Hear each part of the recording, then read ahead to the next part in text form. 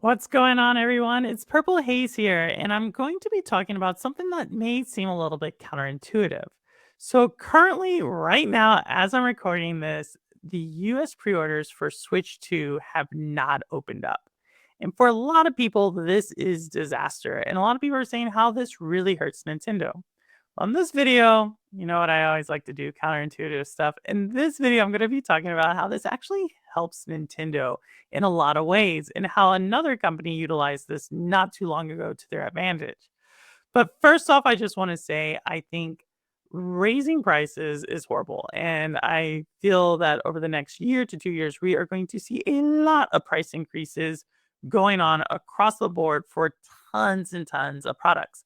And so, for this argument I am going to be talking about, you can obviously utilize it for other industries other than gaming. And you know what I like to say sometimes, if you think I'm talking about gaming, you're right. If you think I'm talking about something else, you're also right. So, with that said, let's jump into this. All right, so the current situation is Nintendo Switch 2 pre orders have not opened up. And for a lot of people, this automatically signals that the Switch 2, that Nintendo is thinking about raising the price of the Switch 2. And that might be true. As I said before in my stream, I actually think that Nintendo, Vietnam, and the United States are all going to come to agreement at the end of the day. Nintendo is going to do the best it can to maintain that 450 USD for the United States. But with that said, the longer this actual situation plays out, it really does benefit Nintendo. And to understand this, let's first think about the $450 price point. After Nintendo Switch 2 launched, April, I think it was 2nd or 4th, the days immediately after that talked about a few things. One of those was Switch 2 and the now more power that it had. But the other thing was like this idea of $80 to $90 games, as well as the $450 price point for the Switch 2. Well, fast forward another 2 weeks, and what do we see? The last week and a half has really been dominated with this idea that Switch 2 pre orders have not opened up in the United States. And on top of that, it's also talked about how this actually might, the Switch 2 may be at a higher price point.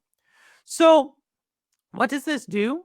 Well, for one, it switched the narrative from probably the weakest thing from the Nintendo Switch 2 launch, which was the price point, to now Nintendo's kind of seen as an innocent bystander and it's just off to the forces of the world. On top of that, we now have a situation where there's kind of this artificial lifting of demand for the Switch 2. You see, when things are usually priced at a lower price point, there's more demand. When things are priced at a higher price point, there's less demand. Uh there's some exceptions to that, but for the most part, that's the rule. If we think about the Switch 2, if today I know I can get it for 450, but tomorrow it might cost 500 or $600, of course, you're going to buy it today. That raises the demand. Even though that might only raise the demand by like 2, 3, 4, 5, maybe even 10%, it still raises it. And it gives Nintendo quite a bit of leverage when negotiating with other game companies, when negotiating about its IP, just really putting it top of mind in the gaming space. So we can see now that the longer this plays out, as long as it doesn't really impact the release of the Switch 2, which is June 5th, it actually benefits Nintendo to keep the pressure off of its maybe shortcomings. Those are no longer in the news. And also continue to have this idea of buying it today at 450 is actually a great deal. When we think a little bit further beyond this, we actually can see that Nintendo, the longer this goes on, and that long as that there's like open pre-orders in other parts of the world, Nintendo can really start to examine what its customer base is actually willing to pay. In the United States, the Switch 2 is supposedly going to be 450. In Japan, we know it's either 330 or 350. It's down there somewhere. But other parts of the world, it's equivalent to 450 United States dollars. It's also equivalent to 500 United States dollars. And in some regions, it's even equivalent to 550 USD. So now Nintendo's going to get a ton of market research on what can its consumers actually hold up, or what can they actually spend depending on the price. The last thing I want to talk about is because of all this uncertainty and chaotic nature, even if the Switch 2 launches at $450 USD, later on down the road, there might be a reason, an excuse, if you will, for Nintendo to raise the price even further. And this would give them an excuse just because there's all this chaos now. They can be like, hey, inflation or supply chains or tariffs, we have to raise it. And sure, console warriors are going to throw a huge fit about it.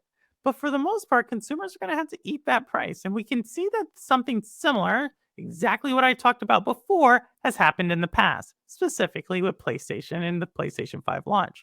When PlayStation 5 launched originally, there was a ton of supply chain issues around the world due to the pandemic. However, PlayStation really felt the brunt of these, specifically because it did not necessarily have a diversified supply chain. Therefore, when we no one could get a PlayStation 5, the argument went from, hey, there's supply chain with no chips, to eventually it started going towards like, well, if you can get a PlayStation 5, just buy it, right? As soon as people got the email that said you now have a PlayStation 5 available, or as soon as people heard it was at Game Pass, they went out and bought it. And what this actually started to drive was this, again, sense of scarcity as well as demand. On top of that, later on, about 2 years after PlayStation 5 launch, we now saw a raising of the price of PlayStation 5 in different regions of the world. Again, the excuse at the time was, well, it has to do with inflation. But no one actually did a backwards calculation to say if inflation really just rose the price of a PlayStation 5 by like 100 to 150, even $200 in some aspects. So we can see that a lot of times during chaos, there's actually opportunity. And I fully expect Nintendo to take advantage of this. But let me know what you think down below. Do you think Nintendo's benefiting from this? Do you think it's going to launch at 450? Or you do not even care about it? And do you think that PlayStation potentially also was just trying to navigate a situation? Let me know down below. And with that said, I don't care where you game, how you game, why you game, what you game on, how long you've been gaming. As long as you're gaming, you're good with me. And as always, this is Purple Haze, and the proof is in the playing. All right, take care, y'all. Bye.